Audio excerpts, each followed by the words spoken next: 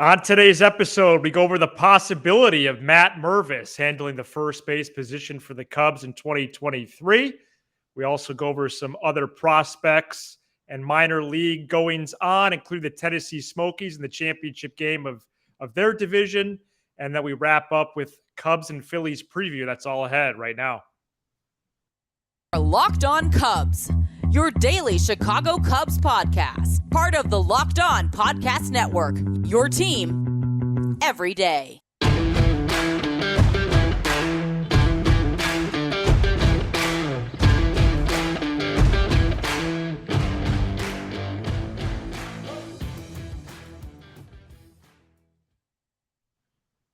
Welcome into Locked On Cubs, your first listen every day at all things Northsiders. Alongside Sam Olber, I'm Matt Cozy. Pleased to be with you for a Tuesday edition of the show. We have a great week in store for everybody. Not only do the Cubs play the Phillies, but we have a lot of good stuff for you lined up this week. Sam, how was your Monday? And excited to roll in today. Yeah, doing well. A little different scenery at my mother's for this episode. Feel good. Good Monday. Ready to talk some Cubs, and it's a double victory Monday. Oh, that's right, because the Cubs and the Bears won. Right, and the Sox lost. Right. So you could get your victory chicken or whatever you're going to be doing tonight. Matt Mervis is going to be the main topic of conversation as we lead off today's program. Matt Mervis is a first baseman in the Cubs organization that has absolutely crushed it in 2022. Yep. He's 24 years of age. He hits from the left side. He actually went undrafted, although if you check the fine print, that was because his eligibility came up in 2020, where there was only 5 rounds that year with the shortened draft due to the pandemic. And this year, since Jump Street, all he's done is hit, and we're going to explore a lot of different angles of this. But I just wanted to go over his line across 3 levels, then I'm going to pass it over to Sam. On this season, in high A, double A, and triple A, he's been with the I-Cubs for a while now.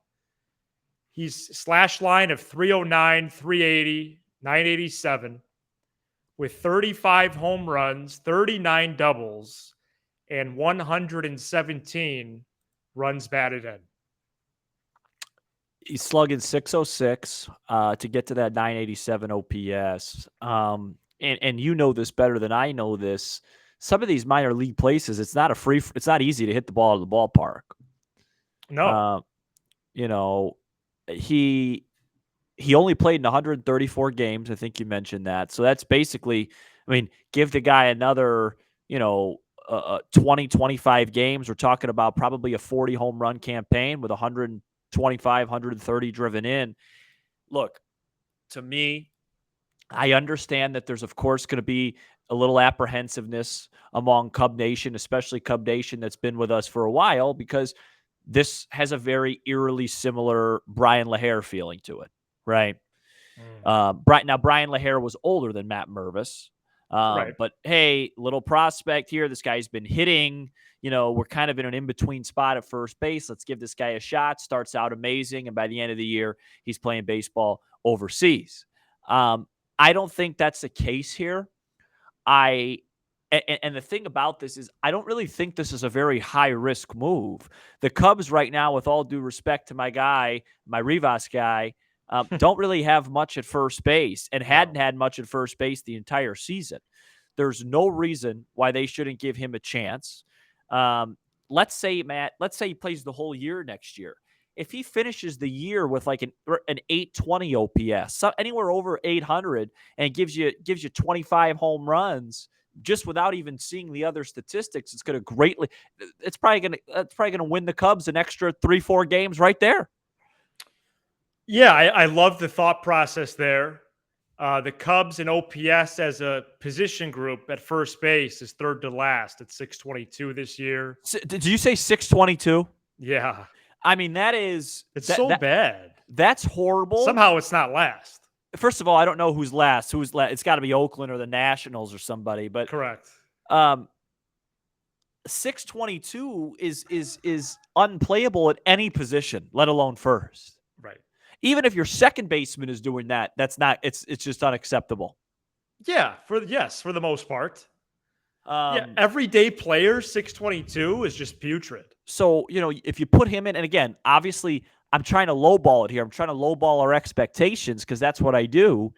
And even if he's not even if he goes 25 home runs, 85, 90 driven in with an 808 OPS, think about the growth of production there.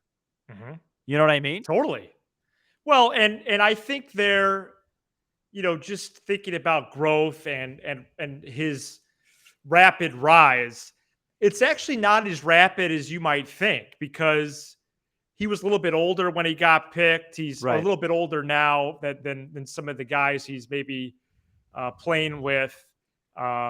He's an athletic kid. He pitched a lot at Duke in college. I think there might be a maturity factor there about making a transition, making a smooth transition, that and the fact that he is so sharp already. Sure. And just the presence to and the competition and the ability to just dominate an entire organization's offensive stats. I mean, he's first in the org in homers, doubles, and second in hits. Yeah. It's wild to see. I know that he's kind of become a social media maven. Yeah. And just in terms of, okay, Mervis hit a home run, let's throw Right. the clip up there, which is great. Right. Great for the sport, great for the fan base. I see a dramatic hole at first base. It's large. You think about the guys that played over there this year, Sam. Yeah, let's just name a few. It's going to be Schwindel just signed with the Dominican Republic team. Rivas, Higgins. Higgins. And let's do a timeout because Rivas. Wait a second. Are you calling for a 20 or a full? I think a 20. Okay. This is going to be quicker. Okay. So Rivas is solid defensively. I'll give him that. Solid. But he's not an everyday player, right? Agree. Okay. There's my 20 seconds. I've agreed with that for, about 3 months now. Wisdom has played a little bit of first. I don't think Wisdom makes sense at first. I think he's either the third baseman or he's not starting.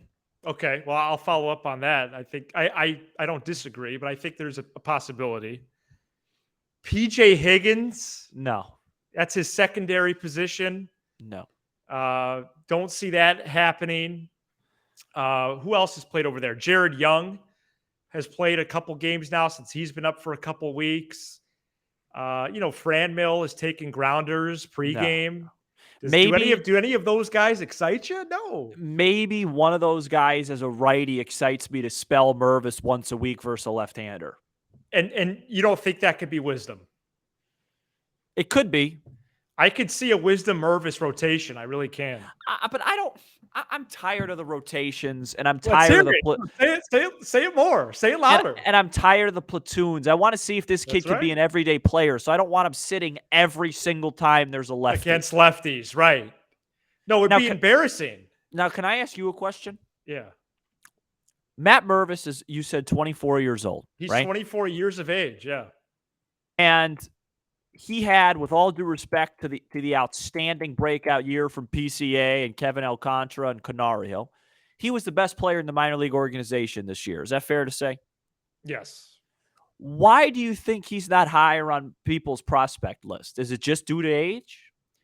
So he was completely missed on the prospect list entering the year. So I think you kind of have the regression to the mean. I don't know if that's the right term. But he basically went from a nobody to, okay, now let's put him 20th or whatever. I think that's kind of the thinking. Yeah. Is like, I think there is almost a little bit of a pride factor from some of these publications. Yeah. Who have absolutely no clue who Mervis was, then he just crushes it. So would they really put him top 10? He was barely on midseason lists. He's only really been on lists recently. So yeah, and I think that's sort of why. I know that's maybe a theory. And I've listened to him speak and talk about his breakout, and he really attributed it to just a couple mechanical changes. Mm-hmm. So it doesn't sound like it's super unsustainable, or at least in his eyes.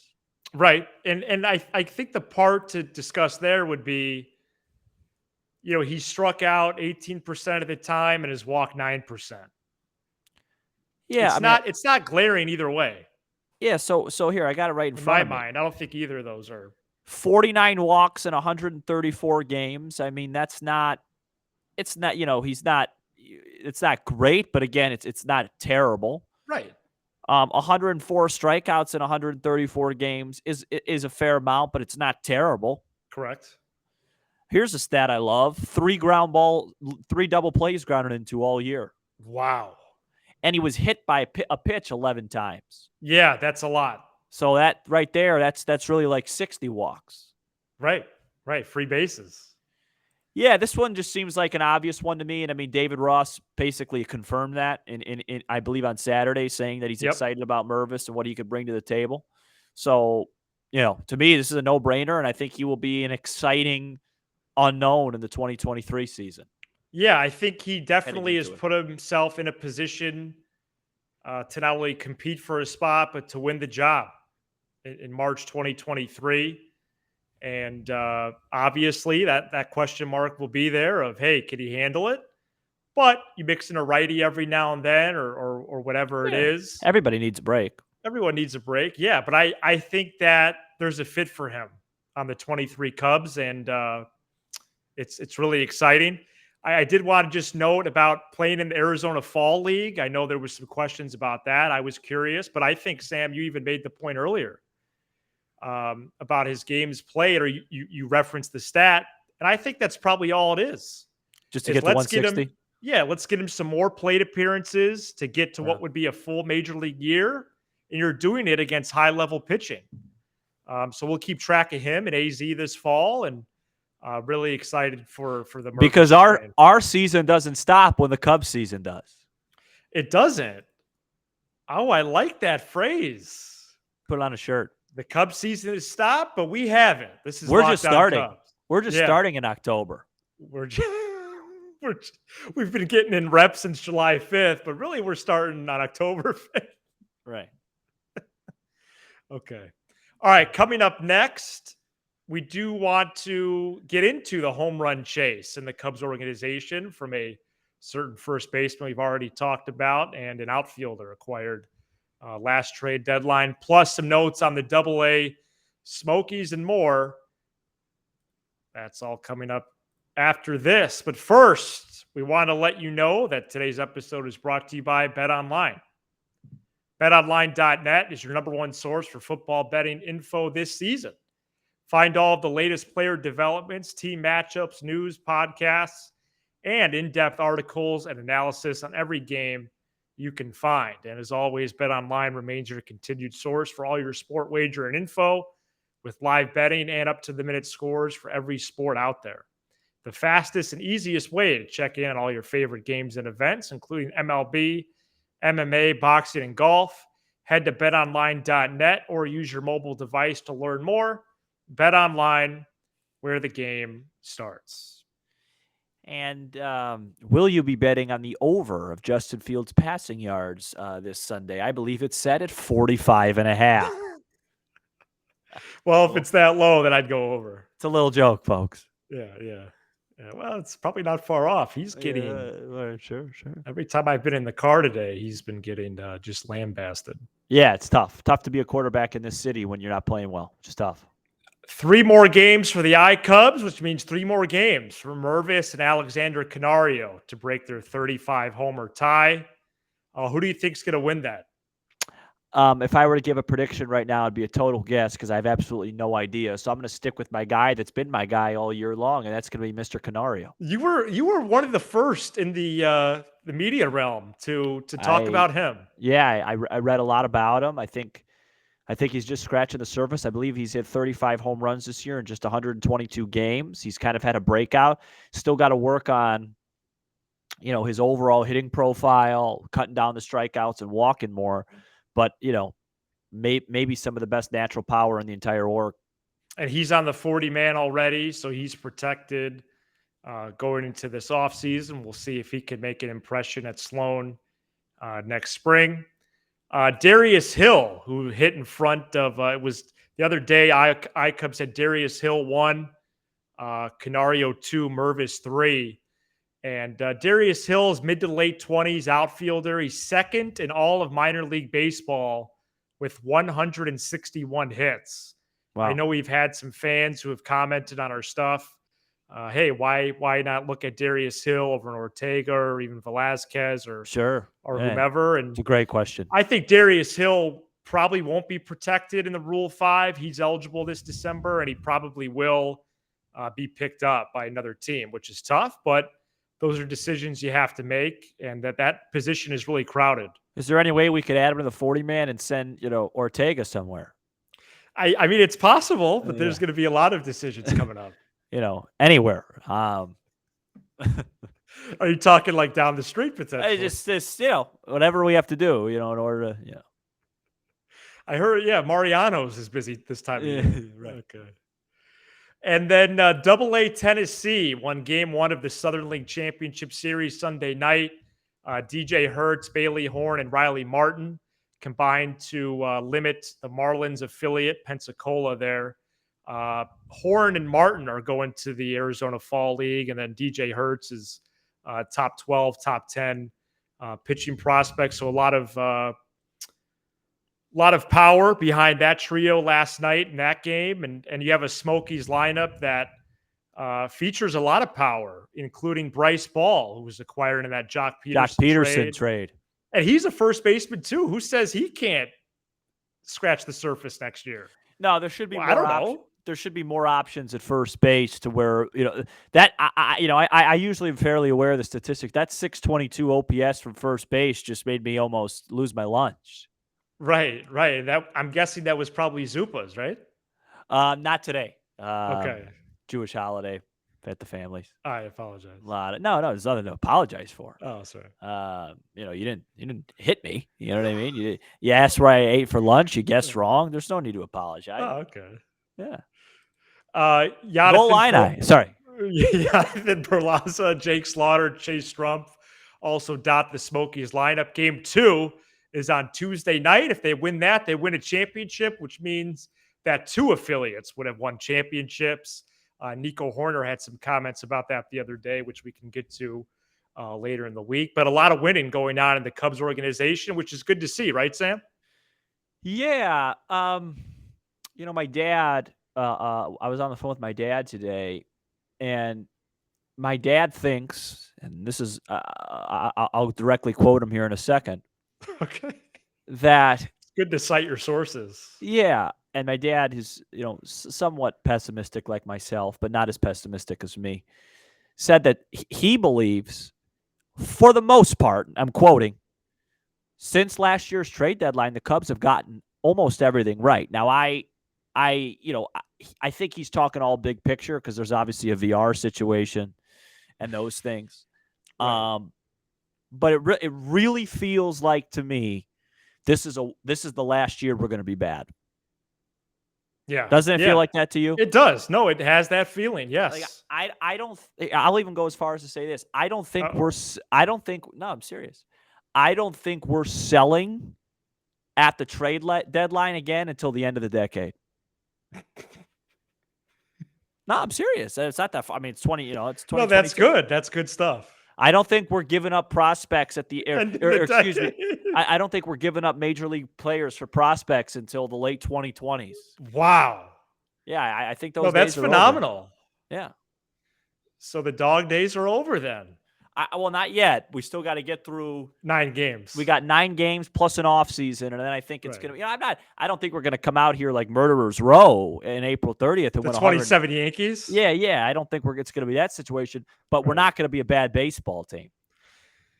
Coming up next, we preview Cubs Phillies. All right, we're back here on Locked On Cubs. Thanks for making us your first listen at all things Northsiders. And to wrap up today's show, we are going to preview Cubs Phillies. I find it interesting that the Cubs could potentially put a dent in the Phillies' entire year. They are competing and for I don't want them to. Spot. They're in the thick of the race. What was that? Now, why don't I want them to, Matthew? Because that would be at the advantage of the team in the Milwaukee area. And that's what, and that's why you're a highly qualified host. Right. No, it's definitely Now, conflicting, right? Or do you I'm just root not- for the Cardinals? No, I'm not actively. What do we do? No. I'm not actively rooting against the Cubs. Brewers play the Cardinals this week. But if the Cubs sweep Philly, which we've already done, which, Right. by the way, for Philly is Really an bad. atrocity. If the Cubs were to like win those games and then Milwaukee, I don't want to help out Milwaukee. I don't like that team. I don't like that organization. And I don't want them to make the playoffs this year. Is that fair? That is. No, it's well said. You might even say it's astute. What's the pitching matchups this week? That's going to be, so first of all, the first pitches are 640, and 120. So you like that, nice and early. Stroman against Wheeler. Wisniewski against Nola. Well, I got to root for Wisniewski. And Assad against Suarez. You could win 2 out of 3 in this series. Yeah, Stroman Wheeler's a good matchup. Yeah, they're really good. Really good. The Cubs are. You got. Do you have a spread for tomorrow's tilt? Yes, Tuesday's game. Yes. That's going to be 640 at Wrigley. It's going to be the right-hander Zach Wheeler versus Stroman. I'm going to say Philly minus 140. I have from BetOnline minus 160. Really? Yeah. That's a little disrespect to Stroman. Yeah, it is. It is. He struggled at the federal landmark, but he's done better as of late. 160. I may jump on that. Okay. And then you can update us on Wednesday's program. But yeah, I'm excited. I'm excited to potentially play spoiler. I'm not excited for that. But given that the other team that's lingering, yeah, could probably avoid it as well. Yeah. Ideally win 2 out of 3 and have St. Louis take care of Milwaukee. Absolutely. Because I think it would be kind of nice it'd be hilarious if they ended up getting hot and covered their over before the year, which I think was 73.5. Could you? Yeah, Vegas got it right. Could you imagine if they cover that over with everything, how bad they've been this season? It'd be wild. Be sure to hit that subscribe button for Locked On Cubs on YouTube and smash the like button on all your favorite Locked On Cubs content. We're also on Apple, Spotify, wherever you get your pods. And remember, you can drop us a text. Please send us your questions this week. We'd love to read them on the air. 312-834-4634. Thanks for making Locked On Cubs your first listen every day. Now make your second the Locked On MLB podcast, where Paul Francis Sullivan brings humor, passion, unique perspective on every team and the biggest stories around the league. He's Sam Olber. I'm Matt Cozy. This is Locked On Cubs.